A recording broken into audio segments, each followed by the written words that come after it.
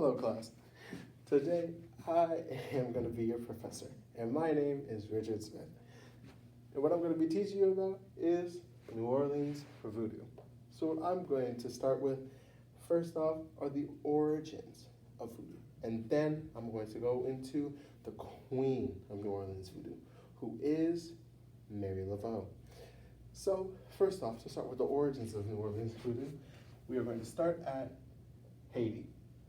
So, in Haiti, they actually had Voodoo. It's not the voodoo that we know today, but this is where it all began.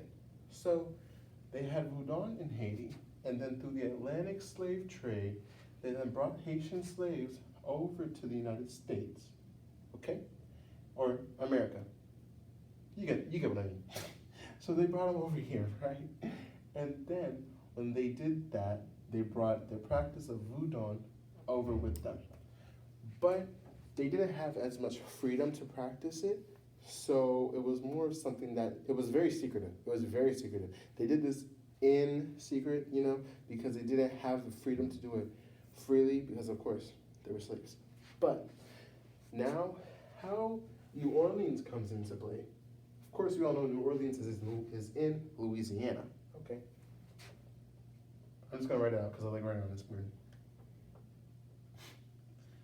So yeah, Louisiana. So with Louisiana, right? What happens is through the Louisiana Purchase, what happens are these slaves are now more free. They're not really free, but they have more freedom to practice their religion. So therefore, this is where New Orleans Voodoo comes in, okay? Although it's not like, since because of that, they were able to practice voodoo. It was still voodoo, but then over the years, they were able to practice it through New Orleans and Louisiana, and then it evolved into voodoo, which also comes from hoodoo. That's how they got the voodoo. There you go. Now, what is voodoo? Voodoo is believed to be ancestral worship. Damn, my handwriting's bad.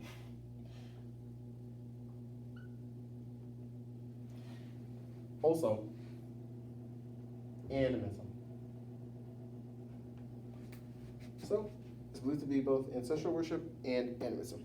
Now, you're going to ask, Professor Smith, what is this?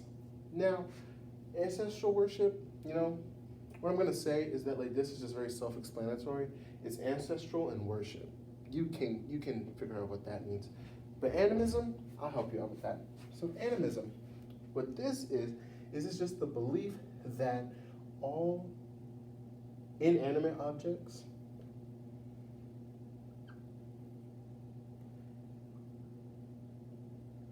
and nature, of course,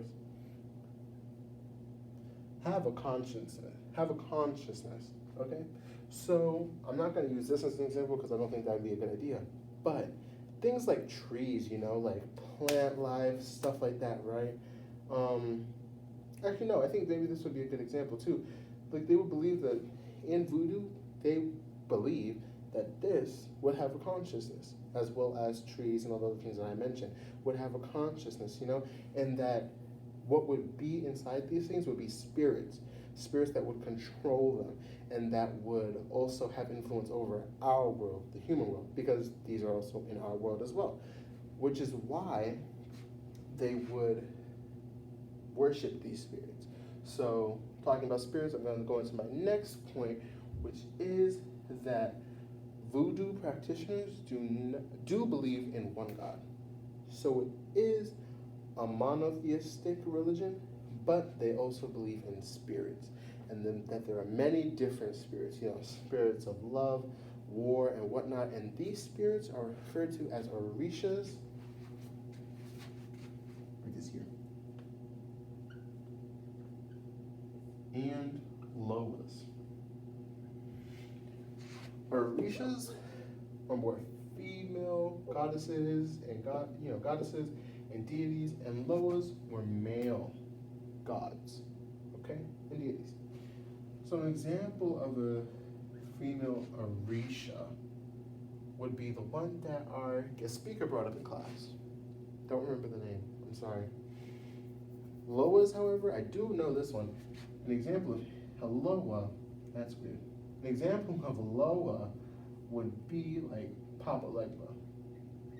She talked about this a little bit in class, but Papa Legba. She talked about this a little bit in class, but I actually wanted to say something about this because I remember seeing on Twitter, some girl had died because she mentioned him. That was, a little weird, and not really weird, but I thought, because of that, like, he's real. He probably is, but I'm not going to speak too much on that because I don't want that to happen to me. So, there we go. Orishas and Loas. Papa Legba and that other Orisha, I'm so sorry, I forgot the goddess's name, but she was the god of love, I'm pretty sure, and like war? I don't think war, but she was the god of love. She was the goddess of love, sorry. Now, we know where New Orleans voodoo came from. We know what it is, what it's about, right? But who is considered the queen of it? You know what I mean? Like, we know what it is. It's like basketball, you know what basketball is, but who's the king of basketball? That may be up for debate. I'm not going to get into that, but you get what I mean. There's something, so therefore, there has to be someone that has been the greatest and the most influential in that thing. So, this leads us to talk about the one and only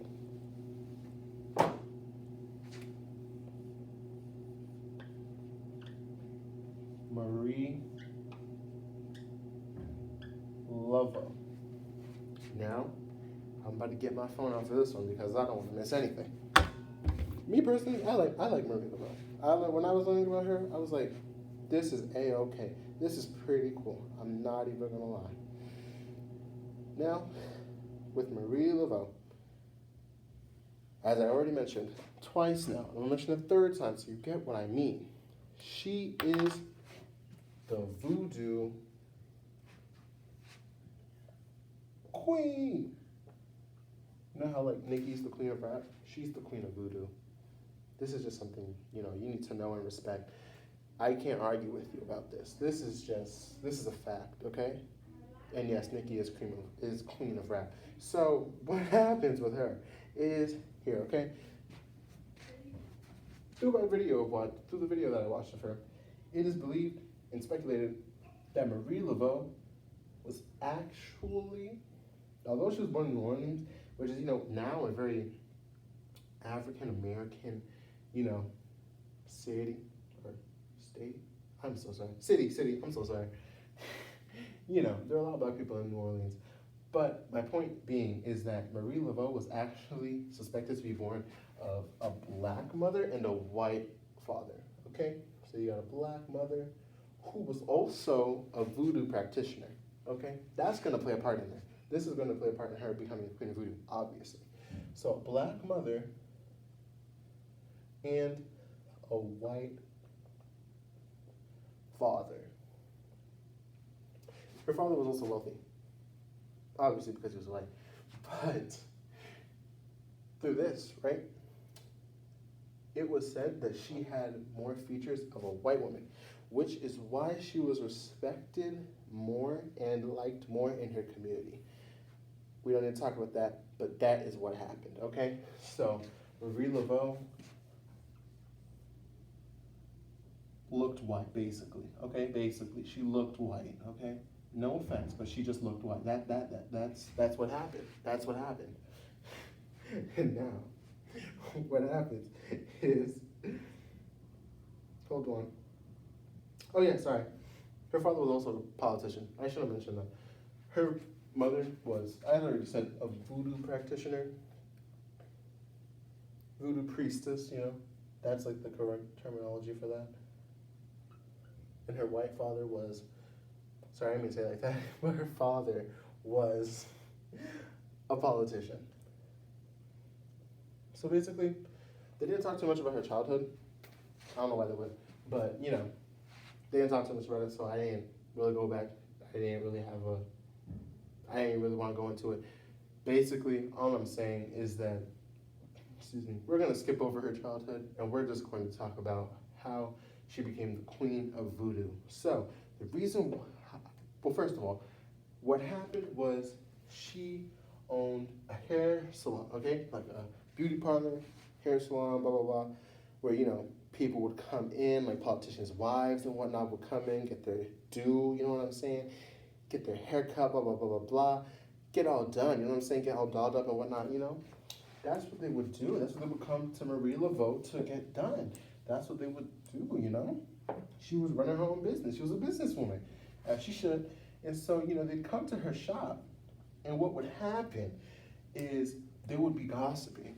They would be talking shit about their husbands, their slaves, and whatnot. Just talking mad shit about everybody, just like everybody.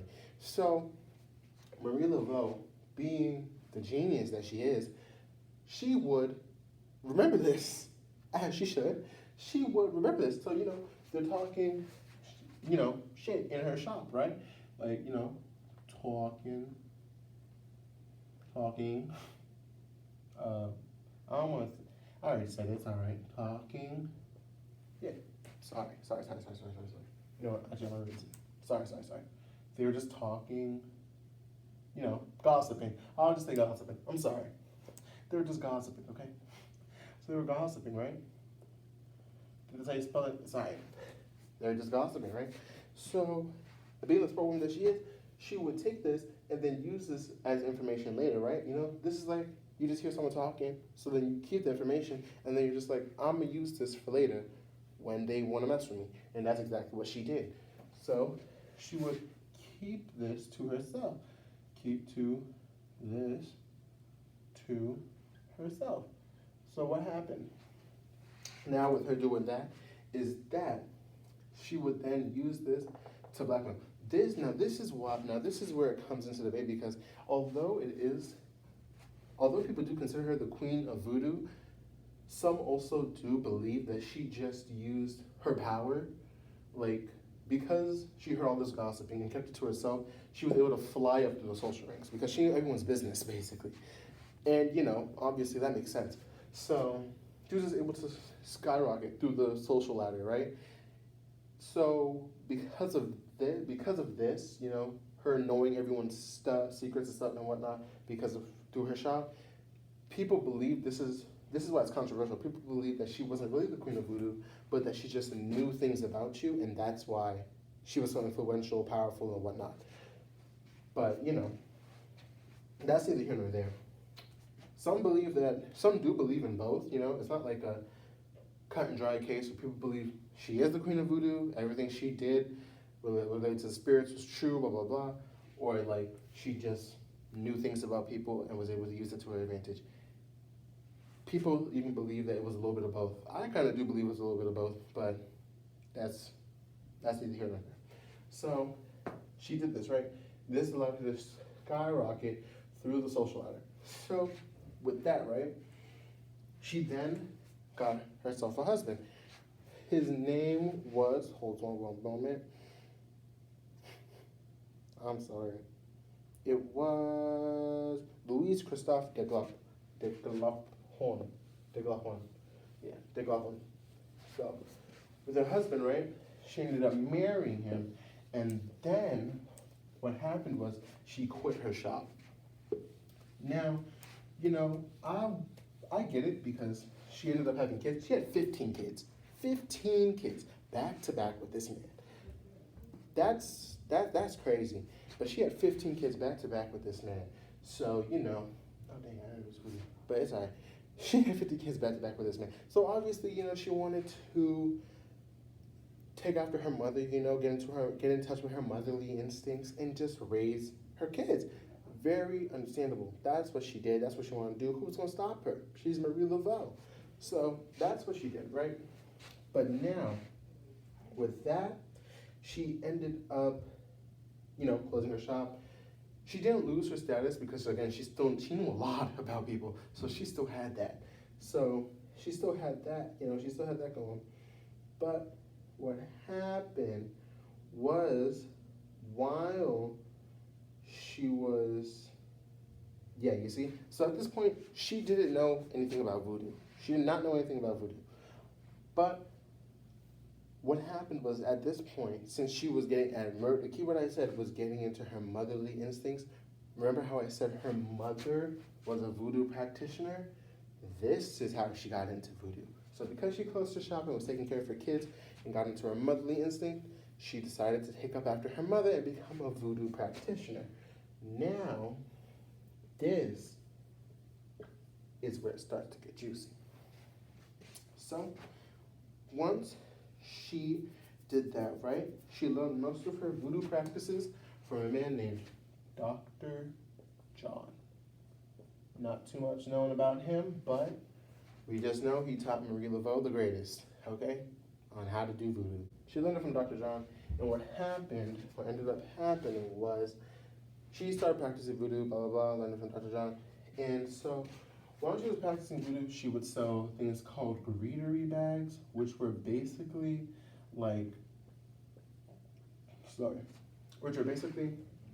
bags that they would put around themselves to ward off evil spirits. This is actually shown in a movie called Spell, I'm pretty sure.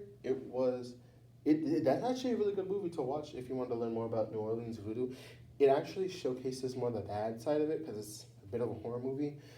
So yeah, if you really wanted to watch a movie about it, I'd watch that movie. I watched it, it was pretty good. So yeah, that showcases New Orleans voodoo. Anyways, and they mentioned greetery bags. So yeah, greetery bags basically just warded off evil spirits. Now what else she did was she also would do rituals to heal people, like healing rituals. Because again, New Orleans voodoo is not an evil religion by any means. It's just a religion, period. But due to years of misinformation, which I guess Speaker was kind enough to talk about, it just got demonized. You know what I'm saying? Because So yeah, it just got demonized. So, she would use it for healing rituals and then also just to help people in general, like help them get where they wanted, for guidance and stuff like that. That is a big thing too, a lot of people look to the spirits for help. So she would be sort of a medium to help them and guide them through that. So what happened now is,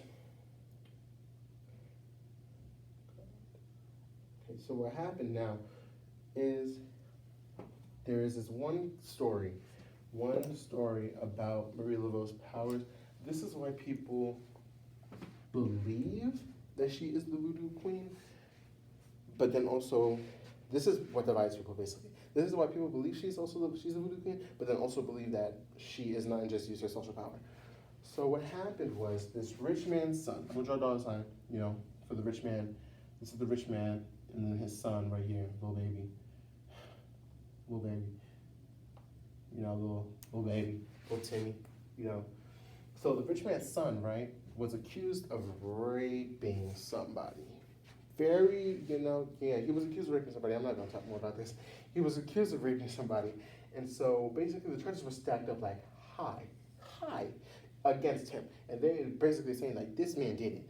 But the rich man,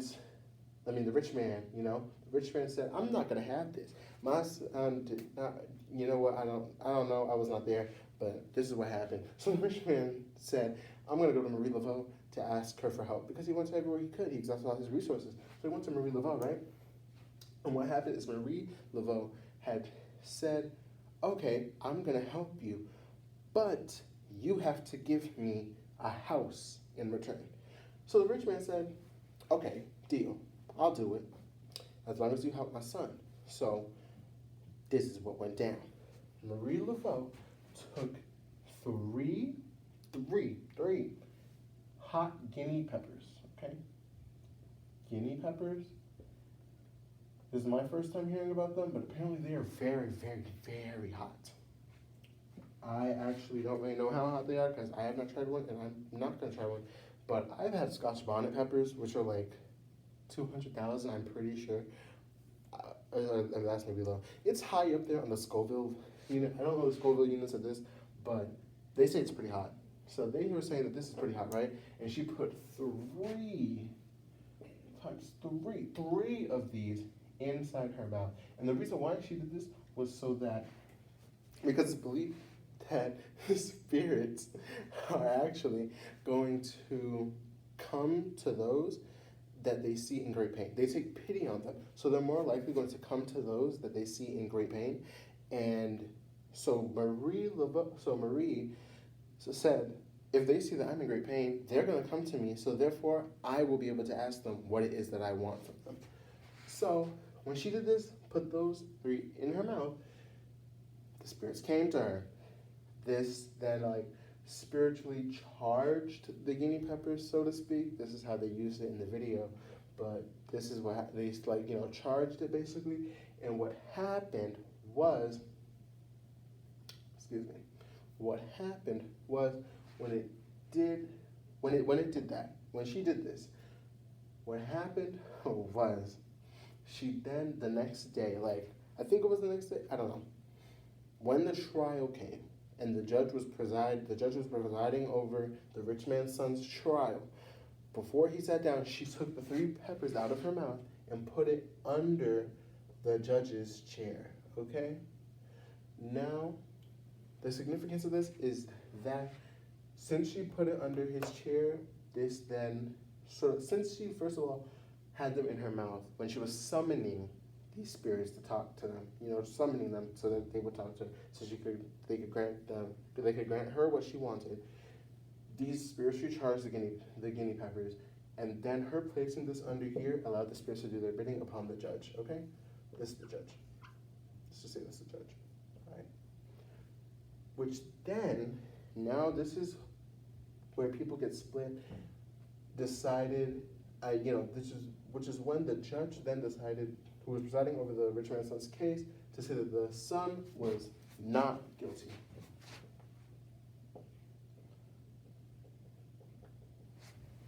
Not guilty.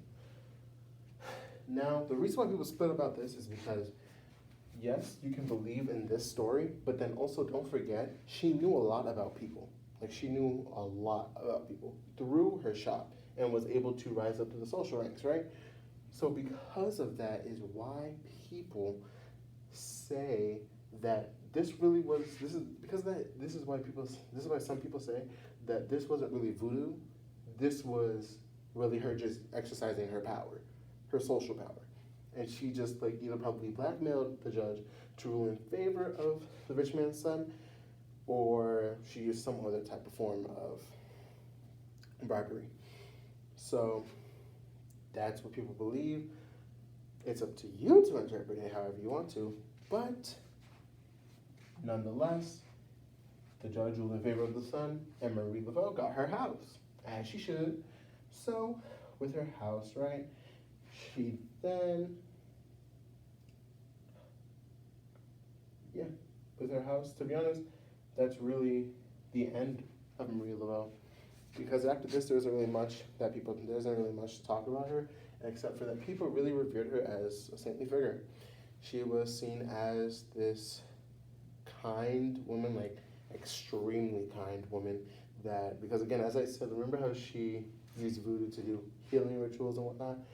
She was just, people believe that because she did that she was just so kind. So, because of that, people said, we love her. And honestly, I love her too. But this is not the end of Marie Laveau, because she actually had a daughter. Out of one of the 15 children, she had a daughter. And her daughter's name was, guess what? Marie Laveau. So now, with Marie Laveau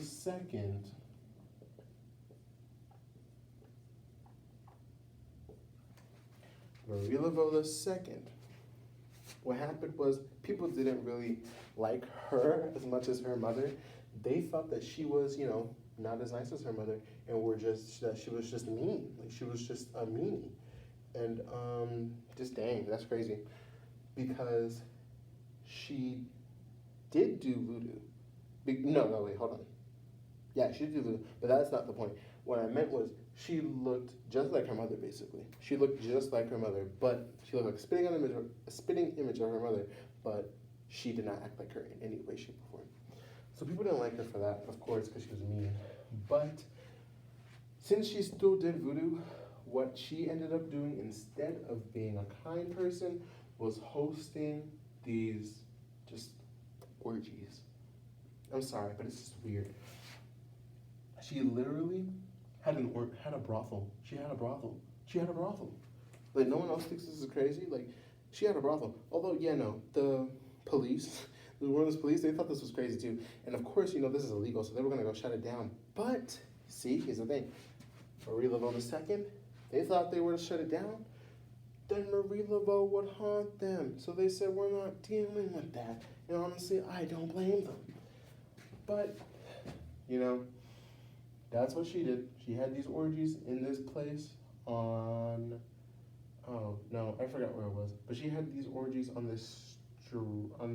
this place. Like she had her own place. And she had these orgies in there, right? And then there was just like naked parties, basically, where like women were dancing for all types of New Orleans men. Like I'm talking about political figures, regular men, all of them, and whatnot. And what happened was just that. I'm not gonna talk more about it. Anyways, she ended up drowning in a lake on a stormy night. That's how Marie Laveau II died. And now that actually ends the story of Marie Laveau. But now that she's dead, now that Marie Laveau is dead, and now that Marie Laveau II is dead, we're going to talk about Marie Laveau. The first Marie Laveau. So again, people revere her as a saintly figure, and in New Orleans they have a cool thing where tombs are not underground; they're actually above ground. So with the tombs being above ground, what happened is this. Okay, what happened is Marie Laveau the first, her tomb, people would go up to it, and because they loved her so much, they wanted to pay their respects and whatnot. But then there's also like this ritual. That's really it. There's this like ritual where people will go up to Marie Laveau's tomb. You can visit it in New Orleans. I don't think you can go in there though, because I saw a BuzzFeed video. The BuzzFeed video that I watched, they weren't able to go inside because people were vandalizing the tomb. Although I can see it, I get what they mean, but this is where the tradition comes in. The tradition basically is just you go up to Marie Laveau's tomb, draw an X, make a wish, right? Wait, because you want to make a wish, but you draw an X, turn around 3 times,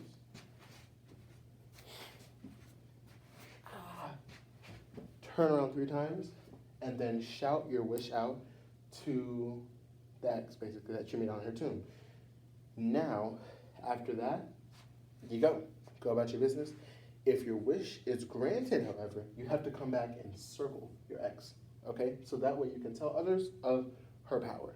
Now, when I saw the BuzzFeed video, I didn't really see any circles on the X's, but that was only on one side, okay? However, I still believe in it, I believe. Let me get that up over to you. That's weird. Oh, that orgies, that's weird. That's just weird. Anyways, now,